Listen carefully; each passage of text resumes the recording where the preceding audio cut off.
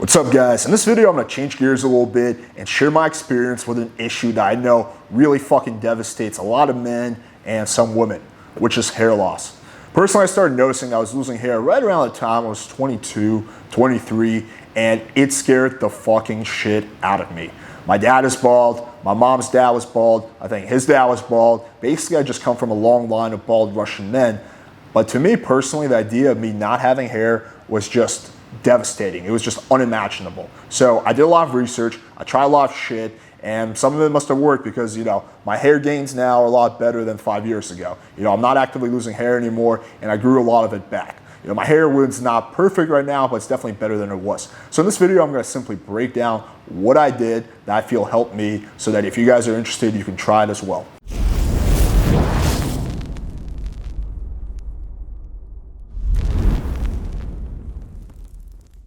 So first on the list is going to be identifying and fixing any potential vitamin or mineral deficiencies. Now sometimes hair loss has absolutely nothing to do with that, but in other cases hair loss does have a vitamin deficiency or nutritional component to it. So I think a really good place to start is just to do a very detailed vitamin panel. I think it's just a good thing to do overall, even if you're not losing hair. And there's different ones out there. The one that I think is the best and the one that I personally do every few years is the SpectraCell micronutrient test. It costs about $400, but I think it's completely worth it because it gives you an extremely detailed breakdown of every single vitamin, every single mineral, every single antioxidant in your body. This thing is like fucking 10 pages long, full of information. And then you can, once you figure out what you're low in, you can just very easily supplement that thing. And more often than not, it's not gonna be the things that you expect. It's gonna be some vitamin or some mineral that you've never even heard of before. For example, for me, it was vitamin B5. I didn't even know what the fuck that was, until I found out that I was low in it. So again, once you find out what you're low in, it's very easy to just start supplementing that and just boost your overall health.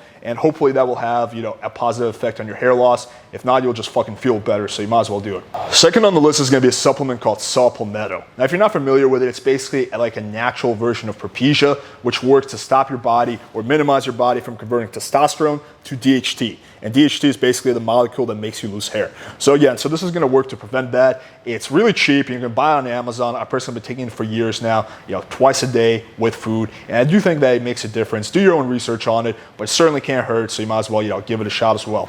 Third up, we got Rogaine or minoxidil. You don't really need the name brand. Now, some people do hate on Rogaine because it's one of those things that really only works while you're actively using it. When you stop, typically your hair gains do go away pretty fast. But to me, the simple solution here is just not to stop. I'll happily rub this shit on my head for the rest of my life if it means I get to keep more hair. To me, that part is just a no-brainer.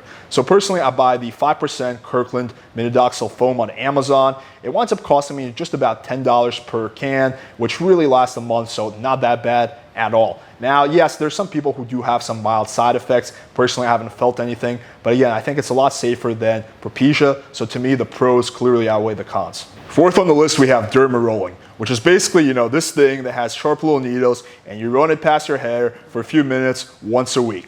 Now you might be thinking that sounds kind of like bullshit. That's what I thought when I first heard about it. But then I saw the studies, which were pretty mind-blowing. The NIH did a study where they did 3 different groups. First was a control group. Second was a group that just did Rogaine. And the third was a group that did Rogaine and Dermarolling. And the results were fucking astounding. The group that did, the third group that did Rogaine and Dermarolling had dramatically better results than the group that did Rogaine alone. So it's like a fucking night and day difference. You saw some people who at the start of the study were practically 90% bald, and 6 months later, at the end of the study, they had noticeably more hair. They made some drastic hair gains with just those 2 things.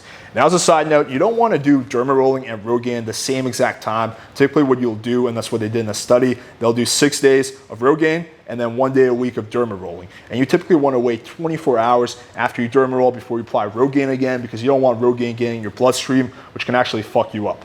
And last up, we have PRP injections. So if you're not familiar, it's basically where they take your blood, they spin it, and they take out, all the plasma, the really good stuff, throw the rest out, or sell it to China, whatever the fuck they do with it, and then they inject it in your hair.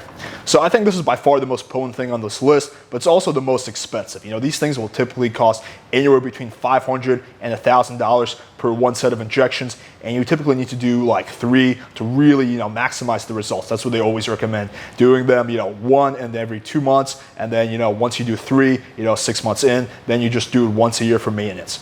Now, these also are extremely fucking painful. Like me personally, I have an extremely high pain tolerance. Even for me, it was kind of bad. You know, I was like, oh, fuck. It's about 30 minutes, you know, once you finish them, you know, the pain goes away pretty fast, but it's gonna be a fucking grueling 30 minutes. Like, dude, there's like tears going down my eyes and shit. It was fucking bad, you know. I did it without, you know, you can pay extra and have them knock you out. That's what a lot of people do, but I wasn't gonna spend an extra $1,000. So personally, I paid $1,500 for 3 sets of injections, and they definitely helped. You know, I noticed that, you know, by injection number 2, you know, pretty much most of the hair loss that I had in the back was starting to just go away. You know, I was just getting a lot more hair back. So to me, that, you know, if you have a little bit of money, I think it's totally worth it. I would just call around various places and find one, you know, that, you know, will give you a deal if you do 3 at a time. And again, you're gonna want to do them, you know, you do one, then you wait 2 months, then you do another one, you wait 2 months, and you do another one. That's kind of the schedule you want to follow to really maximize the benefits.